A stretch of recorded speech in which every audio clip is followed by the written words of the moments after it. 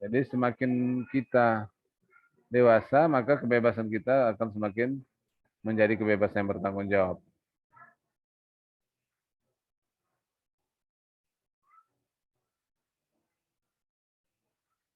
Jadi dalam mempelajari etika itu, kita mengetahui mana hak kita dan mana kewajiban yang paling penting. Nah, dalam bernegara juga kita harus tahu mana hak kita dan mana kewajiban kita. Hak kita adalah mendapatkan fasilitas yang diberikan atau oleh negara. Namun ada juga hak yang dibatasi. Nah, misalnya ketika seorang melanggar hukum, maka hak-haknya itu akan dibatasi.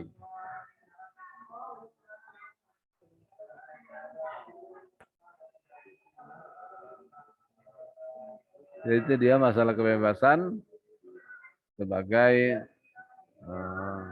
sesuatu yang sebenarnya memang diinginkan oleh manusia, tetapi harus ada aturan, karena di dalam kebebasan itu juga terdapat keterikatan terhadap norma-norma yang ada. Dan juga dalam kebebasan itu berbenturan dengan kebebasan orang lain lagi. Nah, jadi ketika itu terjadi benturan, maka kita harus menata bahwa kebebasan itu harus bertanggung jawab. Karena masih ada hak-hak orang lain di dalam bingkai kebebasan kita tersebut. Oke, ini jadi pelajaran kita mengenai pendidikan anti korupsi dan etika profesi sudah selesai. Minggu depan kita sudah bisa mengikuti ujian akhir semester. Jadi semua bahan yang saya berikan mohon dipelajari agar dapat menjadi bekal kepada adik-adik semua. Jadi kita sebenarnya bukan menginginkan nilai yang bagus ya, tapi bagaimana pengamalan daripada sikap anti korupsi, kemudian etika kita dalam kehidupan sehari-hari, etika kita ketika dalam berprofesi, ada yang mungkin nanti jadi insinyur, engineer, ada yang mungkin jadi pelayan masyarakat, pegawai negeri sipil dan lain sebagainya dari kita ini, maka semuanya itu harus mengikuti etika dalam kelompok kita tersebut. Kalau kita seorang insinyur, mungkin ada etika insinyur. Nah, kalau orang kedokteran, nanti akan ada etika kedokteran. Jadi itu yang mesti menjadi perhatian kita, bukan cuma sekedar nilai. Kalau nilai itu sesuatu yang terbukukan saja. Nah, tapi yang paling penting adalah bagaimana pengamalan dari sikap anti korupsi dan juga etika dalam kehidupan bermasyarakat. Etika kita dalam kehidupan kita sehari-hari. Jadi itulah yang pada prinsipnya bahwa sebenarnya memang etika itu sesuatu yang harus kita amalkan, bukan sekedar dibaca ataupun dibahas di dalam forum-forum saja, tapi harus diamalkan.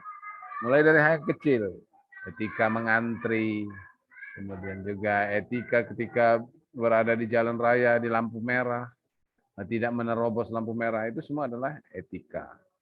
Jadi ketika etika dalam kehidupan kita sehari-hari sudah kita amalkan dan kita pegang, maka tidak akan terjadi lagi sebenarnya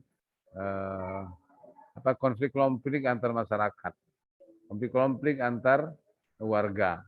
Kenapa? Karena etika ini memegang suatu peran penting dalam kehidupan kita untuk menjaga dan mengawasi setiap tingkah laku manusia. Apakah dia beretika atau tidak? Nah, itu menjadi suatu ukuran yang dilihat oleh masyarakat terhadap seseorang.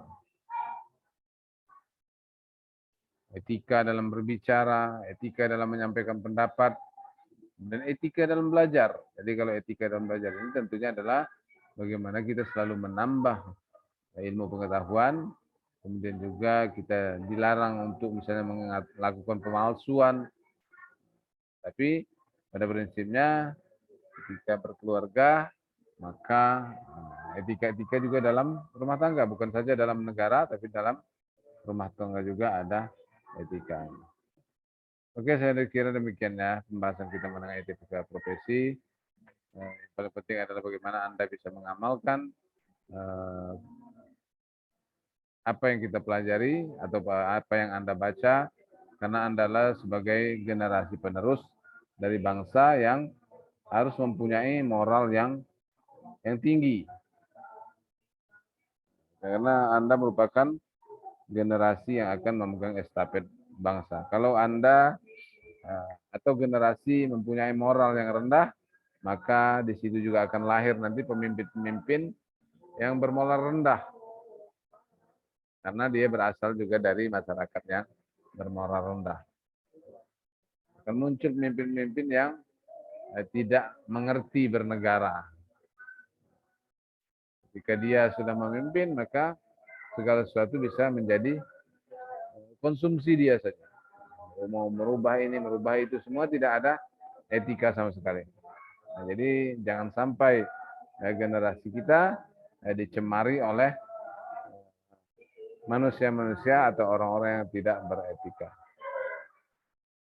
Oke, saya kira demikian ya pembahasan kita mengenai etika, karena dalam teknik elektro ini memang yang paling banyak adalah mengenai etika dalam sebagai kita seorang insinyur. Namun kalau etika dalam kehidupan sehari-hari itu semua, tidak hanya insinyur tapi semua sektor pekerjaan ataupun bidang dan profesi kita harus mempunyai etika. Oke, demikian, terima kasih atas perhatiannya. Mohon maaf atas segala kesalahan saya. Selamat ujian akhir semester. Semoga apa yang sampaikan bermanfaat bagi adik-adik semua, dan sama-sama kita menjadi generasi yang anti korupsi, yang tidak akan merugikan negara, merugikan masyarakat dalam profesi kita nanti. Oke, demikian. Terima kasih perhatiannya. Mohon maaf atas kekurangannya. Saya akhiri dengan ucapan wassalamualaikum warahmatullahi wabarakatuh. Selamat malam. Waalaikumsalam. Selamat malam, Pak.